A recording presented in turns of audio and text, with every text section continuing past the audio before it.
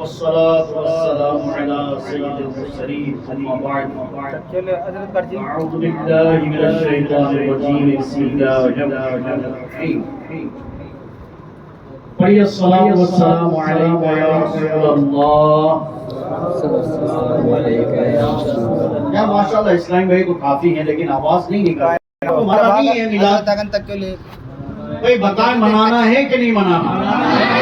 اور ہم تو دعویٰ کرتے ہیں حشر تک ڈالیں گے ہم پیدائش مولا کی دھوم، مثل فارس نجد کے کلے گراتے جائیں گے. ویسے گرائیں گے بھائی، ایسے منائیں گے؟ میلاد منانے کا مطلب سمجھتے ہیں؟ صرف بیان کرنے والا، نعت پڑھنے والا میلاد نہیں منا رہا ہوتا، ساتھ میں سننے والا اور بیٹھنے والا بھی میلاد منا رہا ہوتا ہے. تو آپ لوگوں کو ثبوت دینا ہے کہ ہم حاضر ہیں، میلاد میں شامل ہیں. تو آواز یار اتنے اسلامی بھائی ہیں تو آواز تو پھر آنی چاہیے نا. اور یہ جو میں پڑھ رہا ہوں یہ درود ہے، اور ایک درود پڑھنے کی فضیلت پتہ ہے آپ کو؟ ایک بار جو درود پڑھتا ہے اس پر 10 رحمتیں نازل ہوتی ہیں. جو پڑھتا ہے اس کے 10 گناہ مٹائے جاتے ہیں، اور جو ایک درود پڑھتا ہے اس کے 10 درجوں کو بلند کیا جاتا ہے. تو پھر آواز کیوں نہیں نکال رہے آپ بھائی؟ پڑھیے الصلاۃ والسلام علیکہ یا رسول اللہ، وعلی آلک واصحابک یا حبیب اللہ، الصلاۃ والسلام علیکہ یا نبی اللہ، وعلی آلک واصحابک یا نور اللہ. الحمدللہ اللہ پاک کے فضل و کرم سے ہم آج اپنے آقا و مولا احمد مجتبی محمد مصطفیٰ صلی اللہ علیہ وسلم کا میلاد منانے آئے ہیں. اچھا، میلاد کا مطلب تو سمجھتے ہوں گے. میلاد کسے کہتے ہیں؟ میلاد کا مطلب ہوتا ہے مولود، جسے عربی میں کہا جاتا ہے پیدائش. پیدائش کا مطلب عربی میں کیا ہوتا ہے؟ مولود. میلاد کرنا اسے کہتے ہیں پیدائش. اب ہم کر کیا رہے ہیں؟ حضور کی پیدائش کے دن کی خوشی منا رہے ہیں. نبی پاک صلی اللہ علیہ وسلم جس دن اس دنیا میں تشریف لائے اس دن کی خوشی منانے کے لیے ہم حاضر ہیں. اچھا، کیوں نہ خوشی منائیں؟ اللہ پاک نے ہمیں حکم فرمایا کہ جب تمہیں کوئی نعمت ملے تو نعمت ملنے پر اللہ کا شکر ادا کرو. اب ایک بات بتائیے آپ، ہمیں کوئی نعمت ملتی ہے، مثال کے طور پر ہمیں کچھ بھی فائدے والے کام ہوتے ہیں، نعمت ملتی ہے، کوئی رحمت آتی ہے، بیٹا پیدا ہو جاتا ہے، یا گھر میں برکت والے کام ہو جاتے ہیں، یا مکان مل جاتا ہے، یا اچھا کاروبار چلنے لگ جاتا ہے، تو نعمت ہے نا یہ سب. تو نعمت ملنے پر ہم شکر کرتے ہیں کہ نہیں کرتے؟ اور نعمت پر شکر کرنا بھی چاہیے. اب میں آپ سے پوچھتا ہوں، یہ سب نعمتیں، جتنی نعمتیں ہیں سب نعمتیں ہیں، لیکن اللہ پاک کی سب سے بڑی نعمت کا نام محمد الرسول اللہ ہے. تو جب ہم نعمتیں ملنے پر شکر کریں تو اللہ پاک کی سب سے بڑی نعمت ملنے پر کیوں نہ چرچا کریں؟ تو جھوم جھوم کر انشاءاللہ حضور کا میلاد مناتے تھے، مناتے ہیں، اور انشاءاللہ قیامت تک مناتے رہیں گے. حشر تک ڈالیں گے ہم پیدائش مولا کی دھوم، مثل فارس نجد کے کلے گراتے جائیں گے، اور خاک ہو جائیں عدو چل کر مگر ہم تو رضا، ہر دم میں جب تک دم ہے ذکر ان کا سناتے جائیں گے.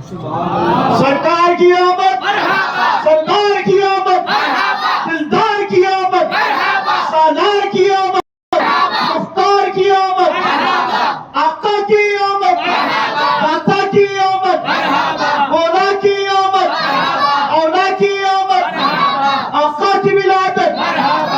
اس طرح انشاءاللہ دھوم دھام سے اللہ پاک کے حبیب کی آمد کا ذکر ہم انشاءاللہ کرتے رہیں گے.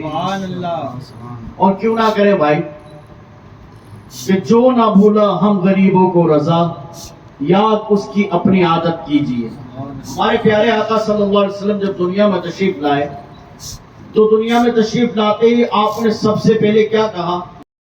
سجدہ کیا اور فرمایا، عرض کی اللہ کی بارگاہ میں، رب ہب لی امتی، اے رب میری امت میرے حوالے کر دے۔ یہ حضور کی محبت ہم سے ہے، تو ہمیں تو انشاءاللہ دھوم دھام سے حضور پاک صلی اللہ علیہ وسلم کا ذکر خیر کرتے رہنا ہے۔ آئیے نبی پاک صلی اللہ علیہ وسلم کی شفاعت کے تعلق سے کچھ انشاءاللہ سننے کی سعادت حاصل کرتے ہیں۔ صلو علی الحبیب صلی اللہ تعالی علی محمد صلی اللہ علیہ وآلہ وسلم۔ پیارے اسلامی بھائیو، شفاعت مصطفیٰ یعنی اللہ پاک کی بارگاہ میں سفارش کرنا، اس کو کیا بولتے ہیں؟ شفاعت کرنا۔ نبی پاک صلی اللہ علیہ وسلم اللہ پاک کی بارگاہ میں ہم گناہ گاروں کی شفاعت کر کے ہمیں جہنم سے نکال کر، جہنم سے آزاد فرما کر جنت میں داخل فرمائیں گے۔ اسے کہتے ہیں شفاعت کرنا۔ تو شفاعت کہاں سے ثابت ہے؟ شفاعت کا کیا تعلق ہے؟ شفاعت کسے کہتے ہیں؟ شفاعت کا معنی کیا ہے؟ آئیے یہ سب سنتے ہیں۔ شفاعت مصطفیٰ اسلام کے بنیادی عقائد میں شامل ہے۔ ایک اہم عقیدہ ہے شفاعت کا، اور شفاعت کا لفظی معنی ہے وسیلہ، جبکہ شرعی طور پر کسی کے لیے خیر مانگنا شفاعت کہلاتا ہے۔ ہمارے پیارے آقا صلی اللہ تعالی علیہ وسلم روز قیامت شفاعت فرمائیں گے اور آپ کی شفاعت قبول کی جائے گی۔ اس بات کا عقیدہ رکھنا واجب ہے۔ شفاعت مصطفیٰ کا انکار کرنا کفر ہے۔ شفاعت کو ماننا یہ کیا ہے؟ واجب ہے۔ شفاعت کو ماننا واجب ہے اور شفاعت کا انکار کرنا کفر ہے۔ کیوں کفر ہے؟ اس لیے کہ جو شفاعت کا انکاری ہے وہ قرآن کی آیات کا انکاری ہے۔ جو شفاعت کا انکاری ہے وہ پیارے نبی کی پیاری حدیثوں کا منکر ہے، اور جو قرآن کی آیات کا انکار کرے وہ مسلمان رہ نہیں سکتا۔ اس لیے شفاعت کا انکار کرنے والا دائرہ اسلام سے نکل جاتا ہے۔ یہاں ایک معلوماتی بات عرض کرتا ہوں۔ قرآن کریم میں شفاعت دو قسم کی شفاعت کے بارے میں آیا ہے۔ تو پہلی قسم جو ہے شفاعت کی، وہ آیات ہیں جن میں شفاعت کی نفی کی گئی ہے، یعنی فرمایا کہ شفاعت قیامت کے دن کوئی شفاعت نہیں کرے گا، قیامت والے دن کسی کی شفاعت نہیں ہوگی، یہ قرآن میں ہے۔ اللہ مثال کے طور پر اللہ پاک فرماتا ہے 3 سورہ بقرہ کی آیت نمبر 254 میں، یوم لا بیع فیہ ولا خلۃ ولا شفاعۃ، ترجمہ کنز العرفان، اس دن جس میں نہ کوئی خرید و فروخت ہوگی اور نہ کافروں کے لیے دوستی اور نہ شفاعت ہوگی۔ اب دیکھیے اس آیت کریمہ میں صاف کہ قیامت والے دن کوئی شفاعت نہیں کرے گا۔ دوسری قسم کی آیات وہ ہیں جن میں شفاعت کا ثبوت ملتا ہے۔ مثلا 3 سورہ بقرہ کی آیت نمبر 255 میں ہے، من ذا الذی یشفع عندہ الا بإذنہ، کون ہے جو اس کے یہاں اس کی اجازت کے بغیر سفارش کرے۔ اس آیت میں بتایا گیا ہے کہ قیامت والے دن وہ لوگ شفاعت کریں گے جنہیں اللہ پاک نے اجازت عطا فرمائی ہوگی۔ اللہ پاک کی اجازت کے بغیر تو کوئی شفاعت نہیں کرے گا، لیکن اللہ کی اجازت سے انبیاء، شہداء، صالحین، بزرگان دین، میرے غوث پاک، میرے غریب نواز، میرے اعلیٰ حضرت، میرے مفتی اعظم ہند، تمام بزرگان دین بھی شفاعت کریں گے۔ اور ہاں سنیے، حفاظ بھی شفاعت کریں گے، حاجی بھی شفاعت کرے گا۔ تو شفاعت کا انکار کرنا یہ کفر ہے۔ قیامت کے دن ہمارے پیارے آقا صلی اللہ علیہ وسلم شفاعت فرمائیں گے، یہ بات قرآن کریم کی کئی آیات سے ثابت ہے۔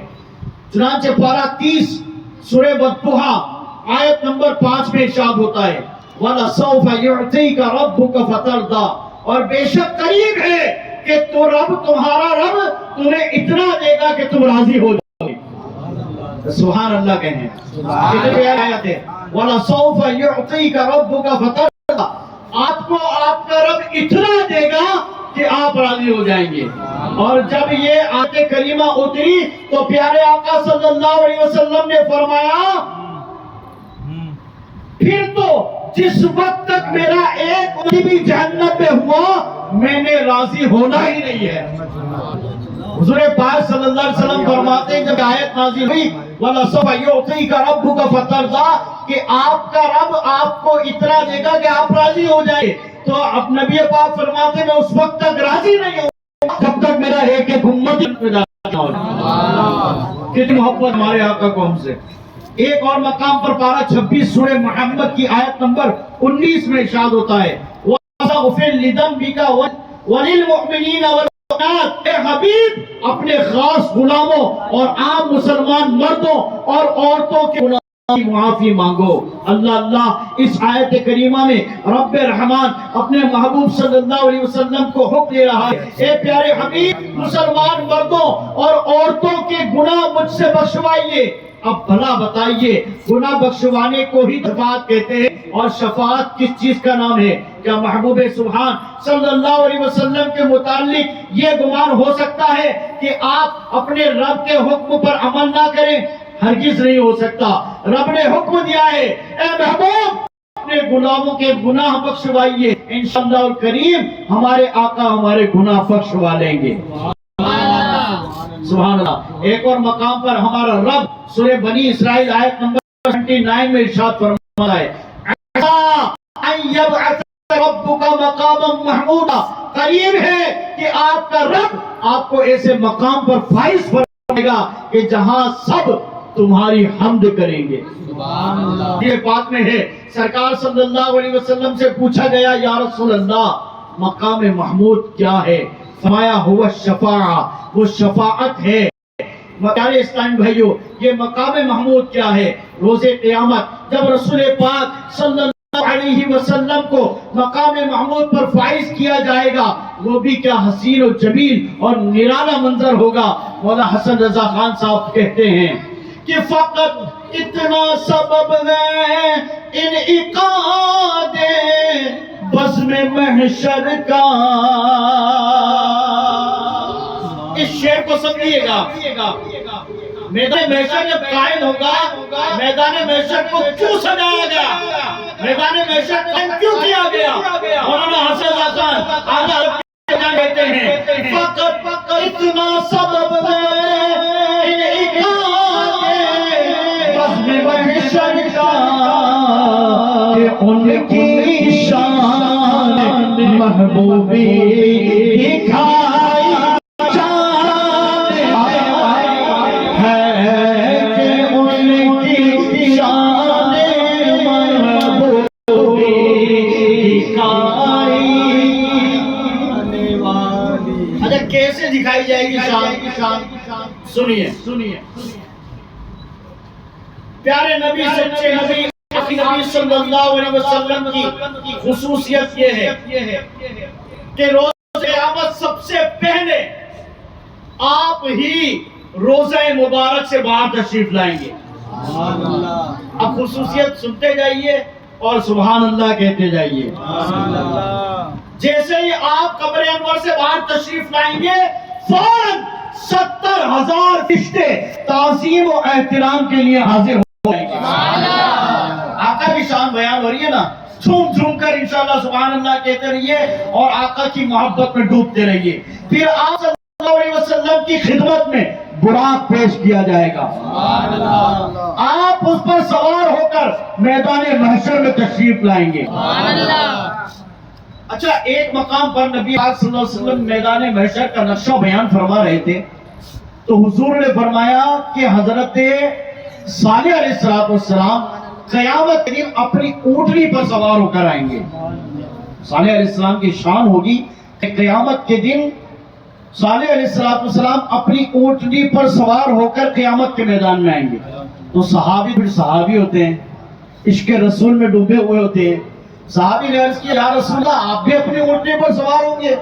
حضور نے فرمایا نا میری اونٹنی پر تو शहजादी फातिमा होगी। मेरे लिए तो जन्नत से बुराक आया। सुभान अल्लाह, ये हमारे आका की शान है। सुनते जाइए, सुभान अल्लाह कहते जाइए। मेरे आका सल्लल्लाहु अलैहि वसल्लम ने फरमाया, क़यामत के दिन तमाम औलादे आदम का सरदार मैं ही होऊंगा। हुजूर फरमाते हैं, क़यामत के दिन सबसे पहले मैं ही कब्र अनवर से बाहर तशरीफ लाऊंगा। जब सब बारगाह इलाही में इकट्ठे होंगे, मैं सबका पेशवा होऊंगा। जब सब खामोश होंगे, मैं उनका खतीब होऊंगा। जब उन्हें रोक लिया जाएगा, हिसाब शुरू नहीं हो रहा होगा, मैं ही उनकी शफाअत फरमाऊंगा। जब सब मायूस होंगे, मैं ही उन्हें खुशखबरी सुनाऊंगा। उस दिन बुजुर्गी और इज्जत भी मेरी होगी। और सुनो सुनो, मेरे आका की शान सुनो। हुजूर फरमाते हैं, जन्नत की चाबियां भी मेरे ही हाथ में होंगी। अब जब जन्नत की चाबियों का मालिक हमारे साथ हो, तो हमारा तो बेड़ा पार होना ही इंशाअल्लाह। देखनी है हश्र में इज्जत रसूलुल्लाह की, देखनी है हश्र में इज्जत रसूलुल्लाह की। और फरमाते हुजूर, मेरे रब्बे करीम की बारगाह में तमाम औलादे आदम से बढ़कर इज्जत भी मेरी होगी। और फरमाया, उस रोज 1000 खादिम, 1000 नौकर मेरे इर्द गिर्द होंगे, जो नेगा गोया बिखरे हुए सफेद चमकदार मोती हों। जिसे फरमाया, क़यामत के दिन हम्द का परम, हम्द का झंडा मेरे हाथ में होगा। हज़रत आदम और आपकी औलाद, चाहे वो नबी हो, चाहे रसूल हो, चाहे वली हो, चाहे आम मुसलमान हो, सारी की सारी मखलूक मेरे झंडे के नीचे खड़ी होगी। सुभान अल्लाह, क्या शान है। तभी तो आदम ने कहा ना, देखनी है हश्र में इज्जत रसूलुल्लाह की, देखनी है हश्र में इज्जत रसूलुल्लाह की। अल्लाह अल्लाह अल्लाह। वो क़यामत का दिन जब ये ज़मीन तांबे की ज़मीन में बदल दी जाएगी, जहन्नम करीब कर दी जाएगी, सूरज 10 सालों में जितनी गर्मी बरसाता है, उतनी गर्मी इसका कर दी जाएगी।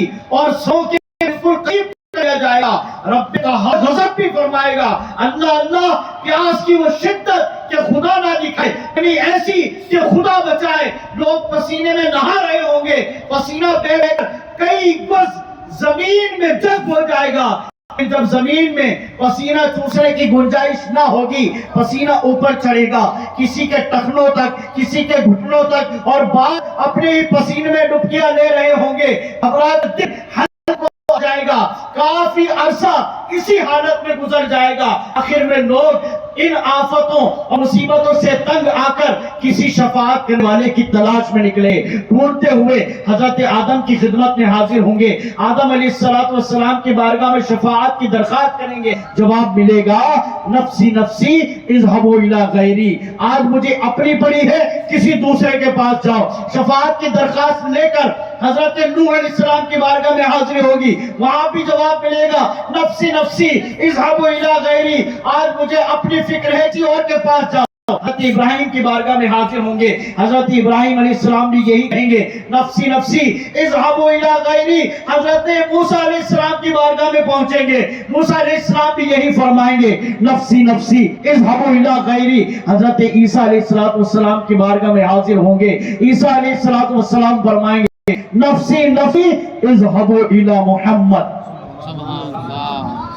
आज मुझे अपनी पड़ी है, तुम इधर उधर कहां जा रहे हो? हजरत मोहम्मद मुस्तफा की बारगाह में हाजिर हो जाओ। आज वही है जो अल्लाह की बारगाह में कुछ अर्ज कर सकते हैं। बाकी किसी की मजाल नहीं, किसी की हिम्मत नहीं कि अल्लाह की बारगाह में कुछ अर्ज कर सके। वो एक ही जात है, मोहम्मद मुस्तफा सल्लल्लाहु अलैहि वसल्लम की जात। कहेंगे और नबी, इज़हबू इला गैरी, मेरे हुजूर के लब पर आना लहा होगा। अब जब सब अंबिया की बारगाह में हाजिर होते ईसा अलैहिस्सलाम की बारगाह में हाजिर होंगे, ईसा अलैहिस्सलाम फरमाएंगे, हुजूर की बारगाह में जाओ, تو حضور کی بارگاہ میں جب تمام امت جمع ہو کر جائے گی تو حضور فرمائیں گے انا لہا، آؤ میں اسی لیے ہوں۔ سبحان اللہ، میرے آقا کی شان اتنی بلند و بالا ہے۔ اب ساری مخلوق آپ کی عزت، آپ کی عظمت، آپ کا مقام، آپ کا رتبہ، رب کریم کی بارگاہ میں آپ کی محبوبیت کی شان، یہ سب پر واضح ہو جائے گی۔ چنانچہ ساری مخلوق اپنے ہو یا پرائے، سب کے سب نبی پاک کی تعریف کریں گے، اور یہی مقام محمود ہے۔ سبحان اللہ۔ روایات میں ہے کہ رب کریم آپ صلی اللہ علیہ وسلم کو عرش اعظم پر بٹھائے گا۔ اس وقت سب اگلے ہو یا پچھلے آپ صلی اللہ علیہ وسلم کی فضیلت اور آپ کی شان جان لیں گے۔ ہر زبان آپ کی تعریف میں مصروف ہوگی۔ سبحان اللہ، سبحان اللہ۔ یہ شفاعت کبریٰ ہے جس کا دروازہ رسول پاک صلی اللہ علیہ وسلم کھلوائیں گے۔ پھر اس کے بعد آپ کے صدقے سے سارے نبی، ولی، غوث، قطب، عبدال، یہاں تک کہ علماء کرام، حفاظ، حاجی وغیرہ بھی شفاعت کریں گے۔ صلو علی الحبیب صلی اللہ تعالی علی محمد صلی اللہ علیہ وسلم۔ پیارے اسلامی بھائیوں، ہمارے آقا وہ ہیں، جنہیں عرش عظیم پر بٹھایا جائے گا۔ وہی بلند مقام، ولی شان والے ہیں جنہیں جنت کی چابیاں عطا کی جائیں گی۔ آپ مالک جنت ہیں، آپ قاسم نعمت ہیں، آپ ہی رب کے محبوب ہیں، مگر قربان جائیے، ہمارے آقا صلی اللہ علیہ وسلم ہم گناہگاروں سے کتنی محبت فرماتے ہیں۔ حدیث پاک میں ہے انبیاء کرام کے لیے سونے کے منبر رکھے جائیں گے۔ انبیاء کرام کے لیے سونے کے منبر رکھے جائیں گے۔ حضور فرماتے ہیں سب تمام انبیاء اپنے اپنے منبر پر جلوہ فرما ہوں گے، لیکن میں اپنے منبر پر نہیں بیٹھوں گا۔ سبحان اللہ، میرا منبر خالی ہوگا، میں اس پر نہ بیٹھوں گا۔ مجھے یہ خوف ہوگا کہ کہیں ایسا نہ ہو کہ مجھے جنت میں بھیج دیا جائے اور میری امت تنہا رہ جائے۔ میں عرض کروں گا ربی امتی امتی، اے رب رحمان میری امت میری امت۔ ارشاد ہوگا اے محبوب آپ کی کیا مرضی ہے؟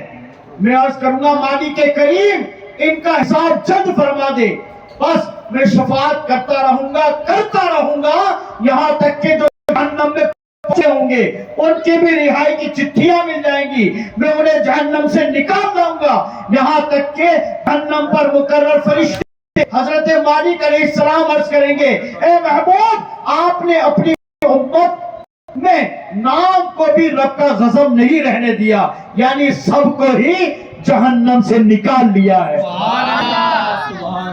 یہ ہے آپ کی اور میرے آقا کی شان، تو ہم کیوں نہ کہیں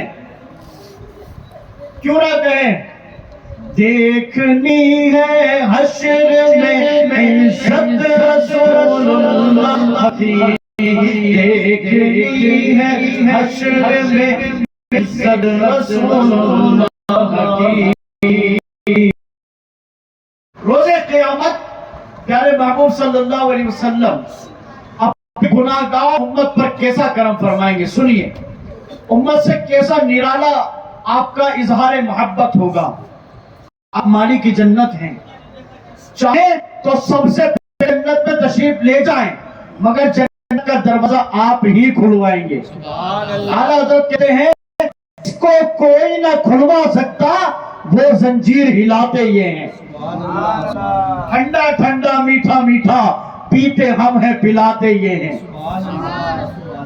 ہمارے آقا کی شان بہت بلند و بالا ہے، تو آپ صلی اللہ علیہ وسلم ہی جنت کا دروازہ کھلوائیں گے، مگر قربان جائیے ایسی عظیم محبت پر، ہم گناہ گاروں پر ایسی کرم نوازیوں پر قربان جائیے۔ آپ صلی اللہ علیہ وسلم کا کیا نرالا انداز ہوگا۔ مولانا حسن رضا خان لکھتے ہیں کسی کے پاؤں کی بیڑی کاٹتے ہوں گے، کوئی اسیر غم ان کو پکارتا ہوگا، کوئی کہے گا دہائی ہے یا رسول اللہ، تو کوئی تھام کے دامن مچل گیا ہوگا، پکڑ کے ہاتھ کوئی حال دل سنائے گا، تو رو کے قدموں سے کوئی لپٹ گیا ہوگا، کوئی قریب راسو، کوئی لبے کوثر، کوئی سرا ان کو پکارتا ہوگا۔ یہ بے قرار کرے گی سرا غریبوں کی مقدس آنکھوں سے تار اشک کا بدا ہوگا، ہزار جان فدا نرم نرم پاؤں سے پکار سن کے اسیروں کی پتا ہوگا۔ عزیز بچے کو ماں کس طرح تلاش کرے، خدا گواہ یہی حال آپ کا ہوگا۔ سبحان اللہ۔ یہ بات دنیاوی لحاظ سے سمجھانے کی ایک مثال ہے۔ ماں کا بچہ گم ہو جائے اس کا کیا حال ہوتا ہے، کس شوق، کس محبت اور فکر مندی کے ساتھ وہ اپنے بچے کو تلاش کرتی ہے۔ ہمارے آقا صلی اللہ علیہ وسلم قیامت کے دن اس انداز سے اپنے گناہوں کو ڈھونڈ رہے ہوں گے۔ صحابی رسول حضرت انس بن مالک رضی اللہ تعالی عنہ عرض کرتے، یا رسول اللہ روز قیامت بھی شفاعت فرما دیجئے گا۔ سرکار صلی اللہ علیہ وسلم نے فرمایا ہاں کروں گا۔ عرض کیا یا رسول اللہ پھر روز قیامت آپ کو کہاں ڈھونڈوں گا؟